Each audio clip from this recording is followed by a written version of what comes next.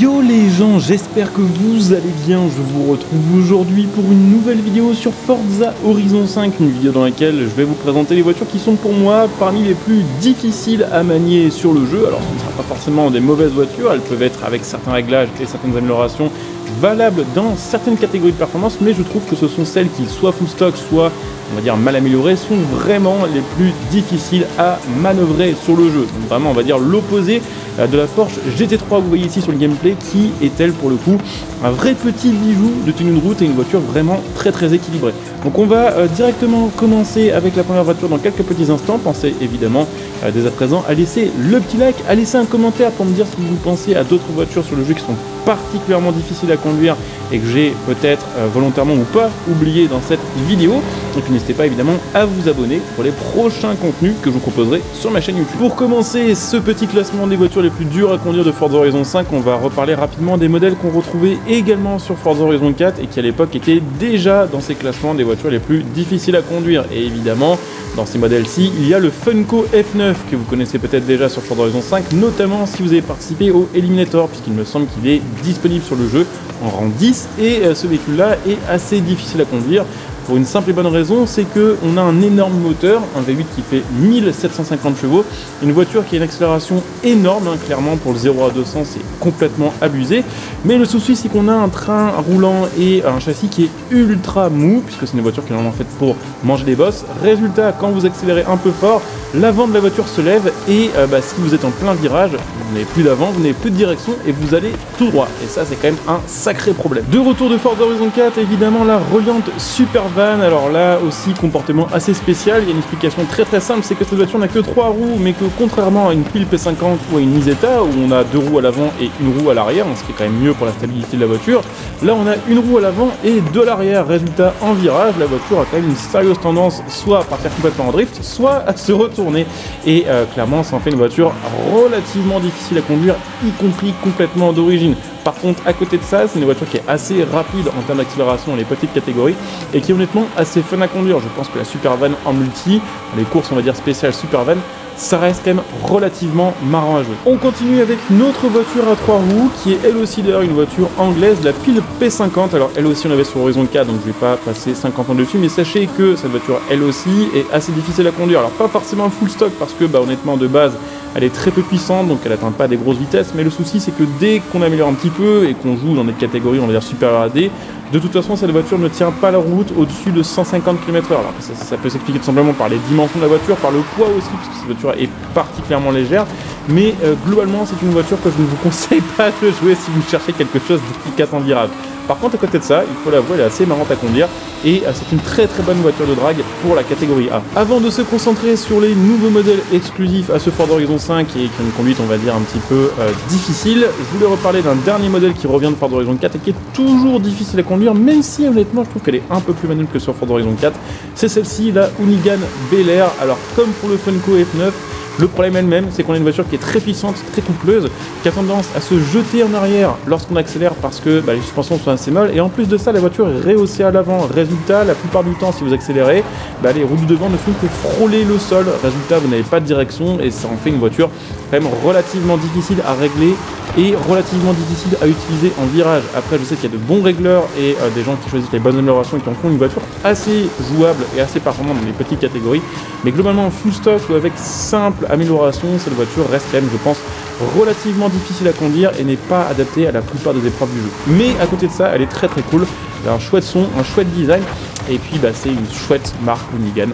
Elle est quand même assez plaisante au final sur Horizon 5. On attaque cette liste de nouvelles voitures de Forza Horizon 5, spéciale conduite difficile et un peu abjecte, avec une voiture électrique. Alors honnêtement, j'aurais pu mettre n'importe quelle voiture électrique dans ce classement parce qu'elles ont toutes plus ou moins le problème dont on va parler dans quelques instants, mais il a fallu que je tranche et j'ai choisi la Audi e-tron qui a vraiment particulièrement ce souci-là. Le souci c'est que sur le jeu, les voitures électriques sont globalement, je dirais, complètement surcotées au niveau de l'indice performance. Le fait est que ces voitures-là sont très puissantes, la plupart du temps elles sont 4 roues motrices, elles ont le moteur électrique, donc tout le couple est disponible tout de suite, ce qui fait qu'en général en termes d'accélération pure de 0 à 200 ou de 0 à 300, ce sont d'excellentes voitures. Le problème c'est que sur le jeu, l'indice performance se repose énormément sur l'accélération et sur la puissance pour son calcul. Résultat, on se retrouve avec des voitures qui sont très haut en indice performance, alors que globalement côté tenue de route et côté freinage, c'est en général pas génial à conduire. Par exemple, cette Audi e-tron, on a 670 chevaux, effectivement, on a un très bon indice performance, mais si on regarde l'indice performance, donc 770, vous voyez que la tenue de route, on est seulement à 5.6 sur 10, alors que globalement, la plupart des autres voitures de cette catégorie-là, full stock, sont au moins à 6,5. Donc c'est une voiture qui a une très bonne accélération, mais qui est très lourde de tonne 4, qui freine relativement mal, qui sous-vire, et en plus de ça, vu que c'est une électrique, on n'a pas, on va dire, le repère du son pour savoir où on est, on va dire, côté vitesse.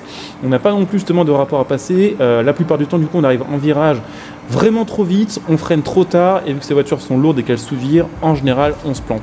Donc vraiment, pour le coup, elle est jolie cette voiture-là, hein. J'ai pas de choses à dire là-dessus, mais c'est vraiment une voiture qui est, je trouve, vraiment dégueulasse à conduire. Je voulais parler d'un autre modèle de Forza Horizon 4 qu'à l'époque je n'avais pas mentionné dans ma vidéo spéciale tenue de route, on va dire un petit peu horrible de Forza Horizon 4, c'est la TVR Cerbera, et honnêtement je trouve que sur Horizon 5, cette voiture est plus dure à conduire que sur Horizon 4.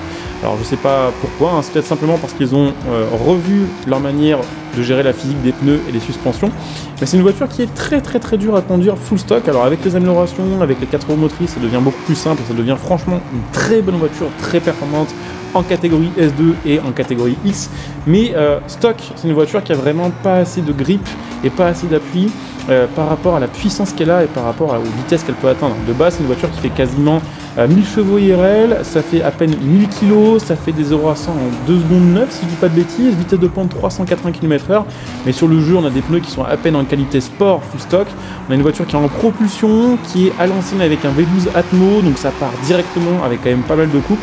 Et franchement, c'est une voiture qui n'a pas en plus un si bon freinage que ça. Alors, à remettre dans le contexte évidemment, parce que c'est une voiture des années 90, et dans les années 90, cette voiture était complètement folle. Mais c'est vrai que comparé à d'autres voitures qu'on a sur le jeu, beaucoup plus modernes et avec lesquelles on est peut-être plus habitué à jouer, ça fait un sacré choc et c'est une voiture qui est quand même relativement difficile à conduire. Attention, à côté de ça, c'est une voiture qui est mythique, c'est une voiture qui a un design vraiment stylé, je trouve. Et c'est une voiture qui, si on prend l'habitude de la conduire, est vraiment performante et en plus, elle peut être réglée et très largement améliorée. Donc je recommande quand même cette voiture là, mais c'est vrai qu'elle est difficile à conduire.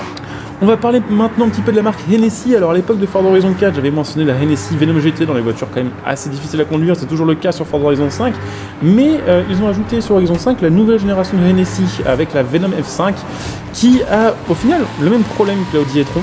C'est-à-dire que c'est une voiture qui est très haute en indice performance parce qu'elle a une très bonne Vmax, hein, une des meilleures vitesses max du jeu, une très bonne accélération, une très grosse puissance, mais c'est une voiture qui a honnêtement une tenue de route assez mauvaise pour une voiture qui est en S2. On est en S2 965 full stock, donc c'est quand même très haut.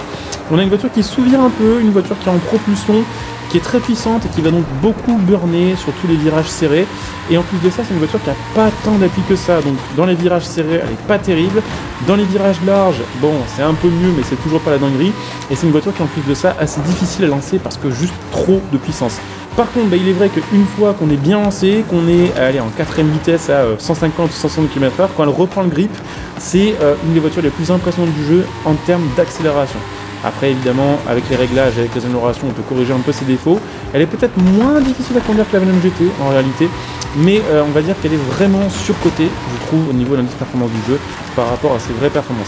D'ailleurs, sachez que cette voiture-là est une voiture du DLC Hot Wheels et que vous ne pouvez pas l'obtenir sans ce DLC, malheureusement. On va terminer cette vidéo avec une voiture que j'adore vraiment, mais qui est quand même difficile à conduire. C'est la Hot Wheels Toronado de 1966. C'est une voiture qui est arrivée en DLC sur le jeu avec le Car Pass.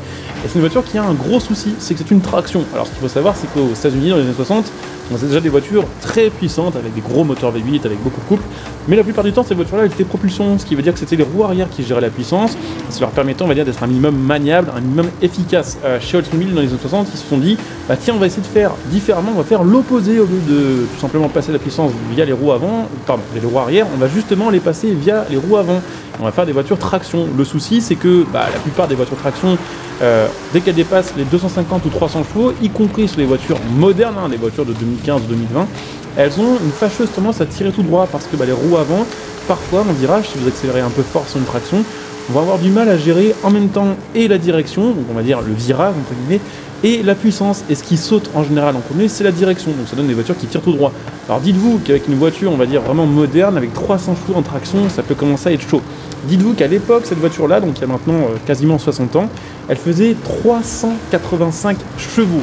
Alors c'est une grosse puissance, mais ce qui est surtout abominable, c'est que cette voiture est très coupleuse. On a un gros moteur V8 7 litres qui fait 650 Nm de couple, pour justement comparer avec une Clio RS moderne, qui est justement elle aussi une traction, ça fait aux alentours des 280 Nm de couple. Donc cette voiture-là a 1,5 fois la puissance d'une Clio RS, et surtout, elle a quasiment 3 fois son couple. Ce qui fait que cette voiture, tout simplement, tire tout droit à chaque accélération. Alors, ce qui est assez marrant en plus de ça sur le jeu, c'est qu'ils ont rajouté la possibilité de la swapper avec le moteur V8 qui fait 1750 chevaux, tout en la laissant en traction, et ça donne une voiture qui, tout simplement, est incapable de tourner. Alors là, dites-vous que je suis en train de tourner, et que ça ne se voit pas, parce que la voiture a tellement de couple et tellement d'accélération sur le roue avant, que ce qui saute, encore une fois, c'est la direction. Et vous voyez, par exemple, si je prends un virage un peu serré, je vais faire une démo. Alors là, dites-vous que je tourne à fond. Là, ma manette est enclenchée à fond au niveau de la direction. Je vais montrer ça sur le virage serré, ce sera un peu plus clair. Vous voyez, si on prend le virage tranquillement, hop, vous voyez, ça tourne bien. Si tout à coup j'accélère, la voiture va tout droit. Parce qu'elle a tellement de puissance que les roues ne peuvent juste pas gérer ça. Ce qui en fait une voiture extrêmement traître. Une voiture qui est globalement injouable compétitif. Par contre, à côté de ça, je vous disais, elle fait partie de mes préférées parce que elle a vraiment un style qui est ultra cool. Elle est vraiment différente au niveau de son feeling de la plupart des voitures de ce jeu, et globalement c'est vraiment la seule à être dans ce cas-là. La bonne nouvelle avec cette voiture-là, c'est que vous pouvez la jouer en top C, même en classe D, je crois, avec 1750 chevaux, ce qui fait que cette voiture-là est tout simplement irrattrapable en ligne droite dans ces catégories-là, c'est pas compliqué de faire autrement. Par contre en virage, c'est impossible de rivaliser avec les autres. Donc à vous de voir si ça vous convient. Moi perso, je trouve que c'est plutôt cool à conduire, la voiture a vraiment un design ultra chouette, et que pour le délire justement des ingénieurs des années 60 qui se sont dit tiens, on va mettre une traction sur une voiture qui fait presque 400 chevaux, je trouve que c'est une voiture super chouette. Il y a Cadillac qui a fait la même chose d'ailleurs quelques années plus tard, en 1973. Ils ont fait une Eldorado qui était elle aussi en V8 avec, je crois, encore plus de cylindrée. Je crois d'ailleurs que cette Cadillac là a tout simplement le V8 le plus gros de l'histoire pour l'instant sur une voiture full stock. Alors elle était moins puissante, mais elle était très coupeuse aussi, et c'est une voiture qui avait elle aussi tendance à tirer tout droit.